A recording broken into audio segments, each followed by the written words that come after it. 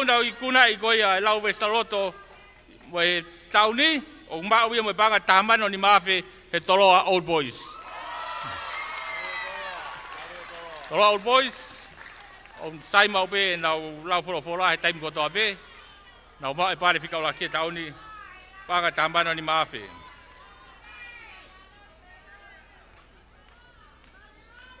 Pea mo pare make kona fo ka tia Elina Lomo. Malo. Pasipasi mai timi a toloa. Ta hoa te peke peleti. Peleti fika fa pasma fanga. Kore fa more fa ka bale koni ke fa fe mo ek pare mi atonga Lord fa fanua. Ke fa ki atu ngai pare koni. Kore ta pasipasi mai ek pare mi atonga Lord fa fanua. Pale fika fa, mau e timi pasma fanga, panga e paluafe. Alo, pasipasi mai, fafanga pasma fanga. Fika tolu, mau e timi ngele ia warlords, panga tahamano. Ngele ia,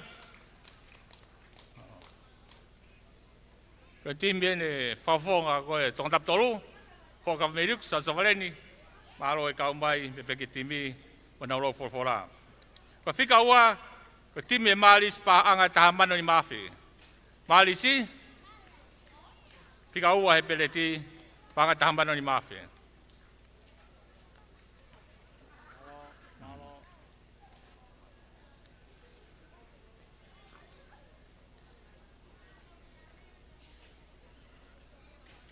ko ikuna lewa o peleti e fiahi ona ipo Lavengamalie tauni wale uragi panga wa mano umba he kolomotua I kale kolomotua pasipasi mai peleti o panga wa mano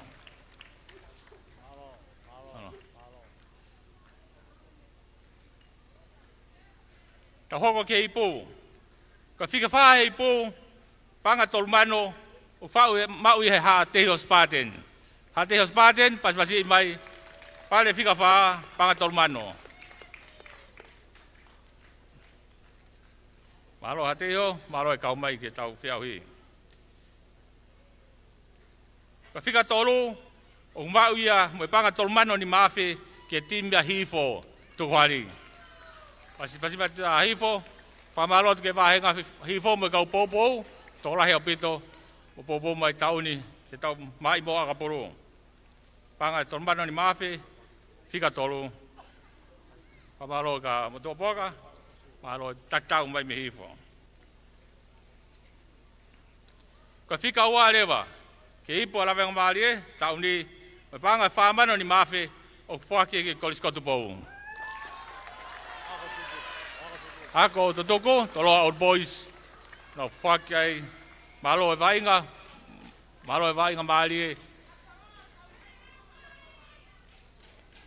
Pamalo la ia tu whanau me whātā kou la, malo o pito e kau mai. Kole pasipasi I mai kolisko tu pou. Ko pare urua ki I lewa, o whaki a ko sponsor ia he Pula Kitchen. Ko whamiri inu whaiwhekau pa tesi mabalangi, o wha MC ko e tau whiau. Ko whamiri ko wharekai ko Pula Kitchen, o whake panga ano mano. Ko na tolo sponsor pare urua ki, pe ko kole pe ke tōtaha me whamiri, ka pula, koe ne toa ipo, ke ne whakia, ke whawarangangi, a ipo, mo pare, pangano mano, whake timi, hapai seaside. Malo hapai. Whaua pito e hua hapai tauni, a wamai mo e, iei mo e, matu ai, mi fisi, whawi e vio na hike tunga vai ngā, AKAPULU e whanuani. Koe ue whamalo atu, o whanau no bendi ko fisi vai. Mahari hapai.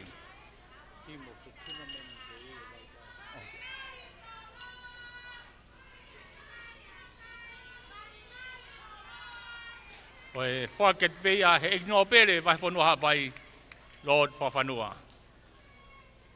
Kore mo pasipasi mai, malo pito e vai ngā mahari.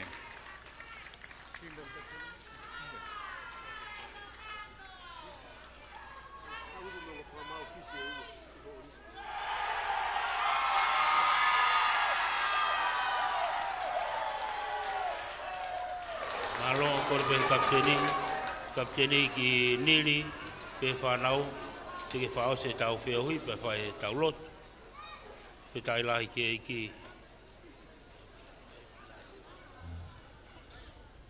e whalanglang ka mai e pare mea o tonga korbe mua ka e hoka tuai pe no wha o se tau whiohui te tau hoka tu ke pare makehe hiri ko ia pa toki ui atu a team of the tournament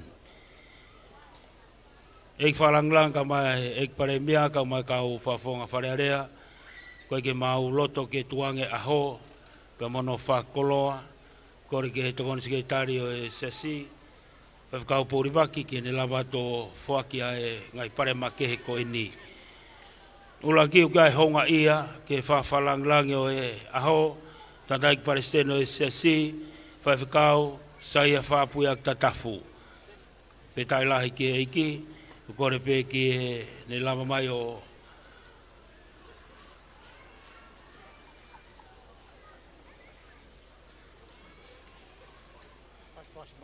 kore mo tau pas mai ki whawhalanglang o aho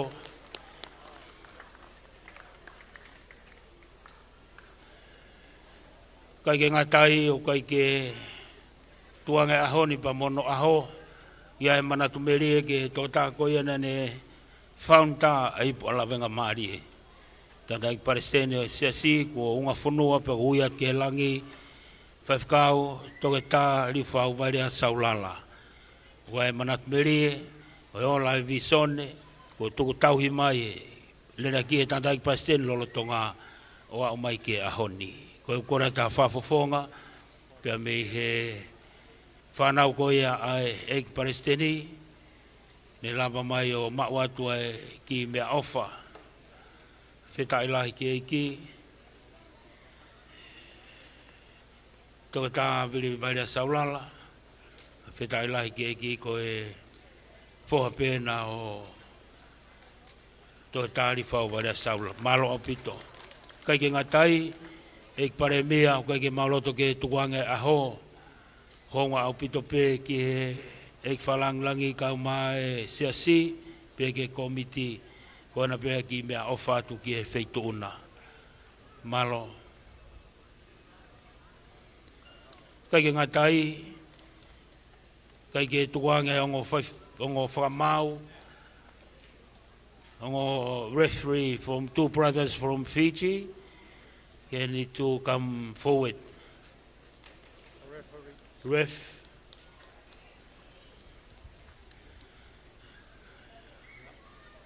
Thank you, brother. It's a great privilege for all of us, for your kind.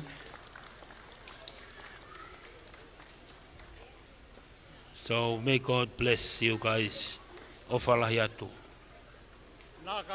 Vinaka malo. Malo opito. Te tau hoko atu ki he whaosi ko ui atu ai team of the tournament. O kore ki e whawhonga whikaulaki o tongatapu ulaki ki ne lava mai o puakianga ai team of the tournament. Alo pito whikau uke uwhanga atu whatapu. Koe hange be koe mea mau tautou whanau ngoi ho nui e tau man of the match, mau tātāna ki mai o whiri aki ai team of the tournament. Koe whikaura ki, takpanga wangea ko toa e toa tahanima koe ni. Whikaura ki ko kau ola siuta, pe me team ngere ia. Kau ola siuta, team ngere ia, kau ke heni. Io kau ola siuta, koe huka, whakia ki he huka koe atoloa tautonga. Tautonga.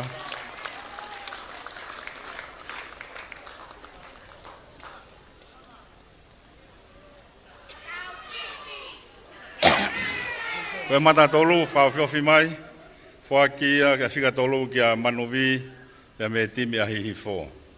Whika tolu, manuvi, me timi a hihi fo. Siala hifo ia. Ia bea whawhonga hena. E buke beka ta hokwatu. Fika wha. Whakia ki he kaptena hapai. Whetu loa Kaviri. Fika nima. Whakia ki he hua kolomotoa. Futulongo puloka. Mutulongo puloka. Sai vego na iyo malo whawhonga. Ko e whika ono, hoa kia Sione Tamare, te mei toloa. Sione Tamare.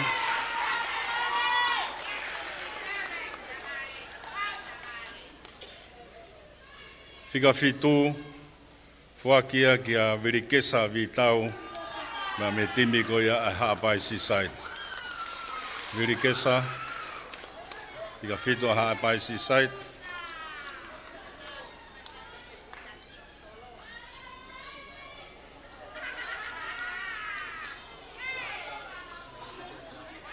Io, pe ko whikamalu, whakbeke whikamalu ko ia, ai Spartan, se lame tuafo.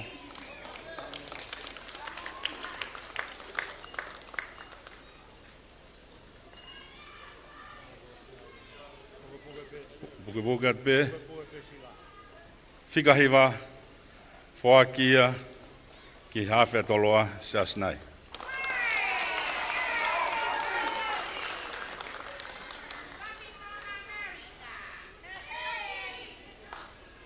Ko e whesi, whakia ka semis maasi, timi a hifo, ka pau ke heni,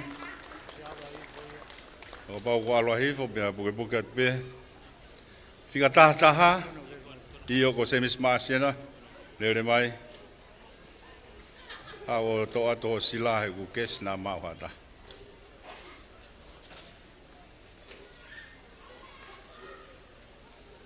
Paveta maho holo semis.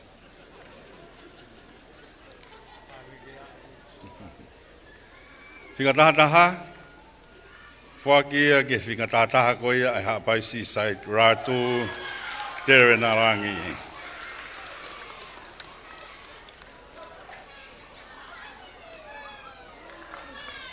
Ala vau koe ni nei, ta o whahe semi, ta o behe ahoni. Sekeni, whakia ki aptone waka, timi a Lavengamalie. Pokat behena senta whakia ke Aloisio Moa, pia mei he marisi.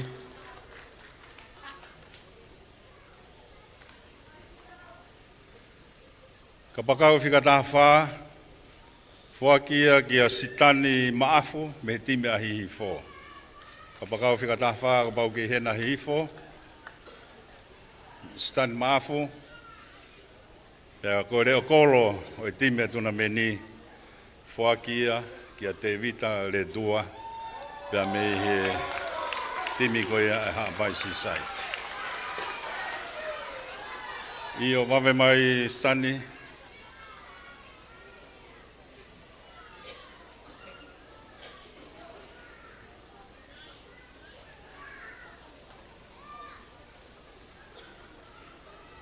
io lako mai Devita le tua, lako whikam leo kolo ia, timi tuna meni, wafe wanima, wafe wano, a Lavengamalie Rugby. Io to kore ke tau pasi ki kau tangata, na ewe ki nau tolu kau e timi koe tuna meni, malo abita. Pamalo ke tare ki tahi pa Lavengamalie, tui vai tā wereni.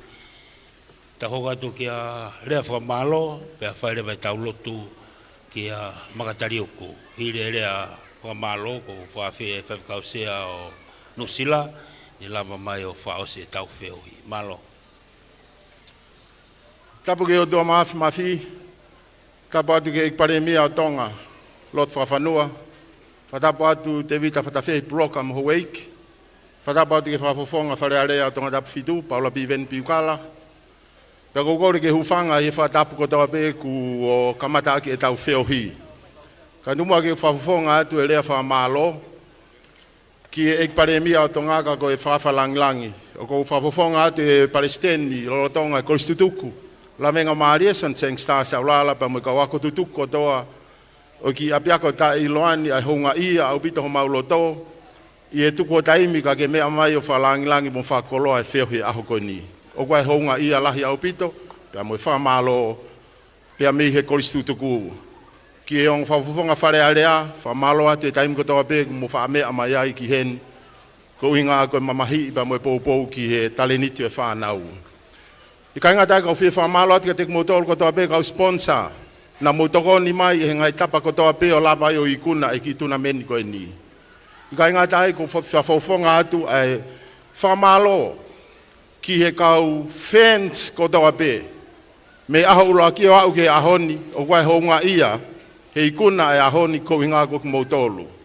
Ka tumoa ke u whaose atua ke whamalo ke tanda ik paestene sesto kai kolo e kalaisi. Saya whapuiak tataf, peke skei tai lahi sa aspita kawa. Kau whawhikau sea, pe mo sesto kai kolo kotoa pe. Whamalo atu he lotu, o ikuna ai ki whiauhi koeni na e host e he Kolistutuku. Whatawangi o tua mafi, ke ne whakakato atu ai whamalo. Last but not least, I'd like to thank the brothers from Fiji. Thank you for traveling from Fiji to join the Hawaii Seaside. You contributed greatly to the success of this tournament, and we would like to acknowledge that. Minaka Vakalevu, thank you very much. God bless you all.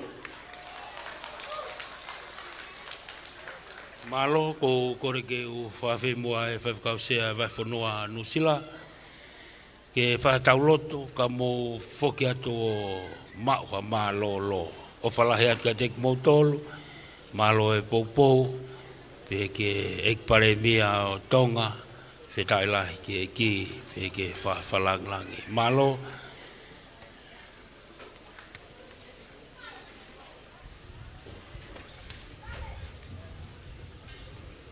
Kore taulotu, o tua mas. Aho a fia, na e tuku ki ai ho mau ki whanua. Pea ku lau monu, pea lau tāpua ki ai ho mau ki whanua. Ko hui koe tonu mo poto, ai whaki mo whatutu nai whai. Ia haoni ku honga au pito. Tanda ki paisteni, ma e komiti, tunameni, Lavengamalie, i he finangalo lere a whiona ke whakakakato pe a whakahoko e di ahoni. Whamalatalu e whotu kamata e tunameni koeni, mo ke whakaalo marie pe a natula. O hawa i pe ki whakahoko e a koeni, na whai pe a e whakaamu. Ke whakaosi ai e tunameni koeni. O kai ai hounga ia pe a mongo i lang ia lah. A e ki tunameni koeni. Kohi koe mea mai ik pare mea tonga. Kohi koe poupou, koe hakotupo e whanua mo nau taleniti. Pa ku whatawange whaitape kina o se vanti. Ma e whatongia, ma whatukituki, ko hori whakea teia. Ma whamalat ko hi koe kau whapofonga whare area tonga. Ma kau whatahe piawhini, kau maki nau tōtou ahia. Kau mamu ngahi tokoni ofa aku whai, ko hi koe hakotupo e whanua, pek mau whakamalat ke te koe. Ma whamalat ke te koe, ko hi koe ngahi tim ko toa pe, ne nau tuko nau taimi, ka nau lahamai ke whakahoka e prokalama ko eni. Pek mau whiawhia, whamalo mau, whamalo atu mau tui, kai ka taha ne hoko ha whakatamaki pe whaingata. Rotonga ai tunameni ko eni, pek mau whamalo atu, whamalo ke te koe wako eni, koe ngai timi na nau whahoko whainga ahoni. Pea whainonga ai ai, e timi koe a Hapaisi site, ai kuna, kunau toluia, kunau puke a ipu, o e tunameni Lavengamalie, i he hika te whanonga koe ni. Oku honga au pito. Whamalo ko hiko e kapteni me whanai ko riskutupou. Papeke ngai timi ko toa ku nau poupou mai ahon. Mau whakamalo at ke te koe. Tua mas. mau fefia ha aonga o e tunameni ko eni. Ka ko ia ha forofola ko tuku fufu ke loto o e mau whanau. Aonga ia ke mau whanonga. He utalamai ko e potu forofola ko toa pe ko whakamana wa ia. Aonga ki hea ko naki, whakailohala, whakatontonu, ngā hia ke maonioni e mo ui. Ko mau whakatawange tāpaki pe mga forofola ko toa pe kuku iho nau hoko ko na koloa mau inga hoko ko mama hoko ko tuhulu ko hiko na fononga ko tua mafi pe ai fia fa malo lahi ki o afio ko en fa malo foko hiko na tol ko to pe ko na popo motokoni o me mai ka he mamata e fia hui ka mai tokoni ki he hu mai he matapa aunga na nga seniti fa ko ke fatongia o e komiti ko eni ma fa malo fa ta pe kina ko to kina tolu yo a to ma pe fini ta ha me ato ek paremia pe pe ki tanta ek pasteni ko fa nga pe ke tinga ma tolu ko to fa fo ki malu ki ma tolu ki o ma nga hi fitu ko po ku malu aki wa nga ina nu ai po pe nga ma ha ko ha ele ye ta ha ke ju mo ke ma no fo ke to anga erioni pe ma malo lo pe ke malo sa ta ye po ko eni. Ko kele sa tau e ko si sukalaisi o pola ia o tua ko tau tamai pa malo lau male ni ek palemia pe pe ke tiki ma tol ko to o na hiri fa pe ta ngata le meni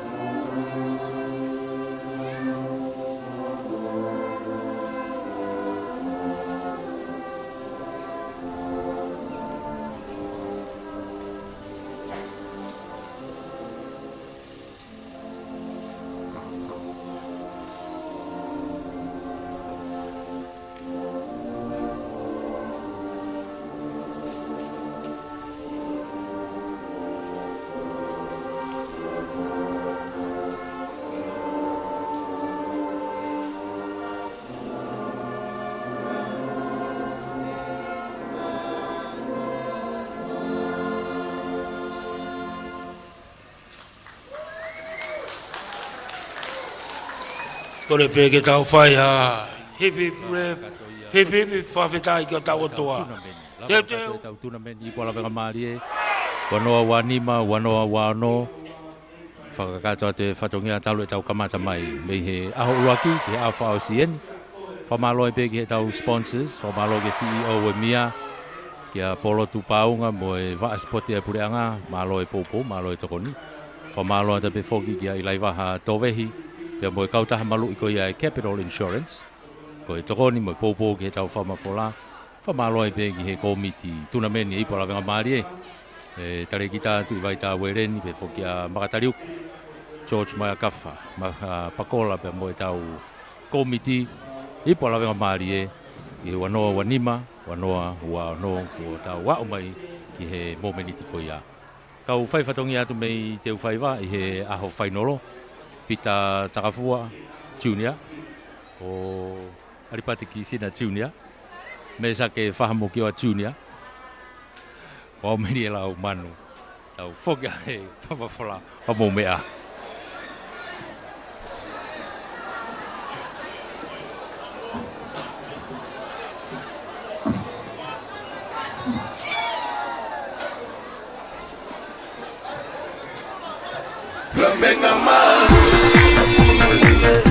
Lavengamalie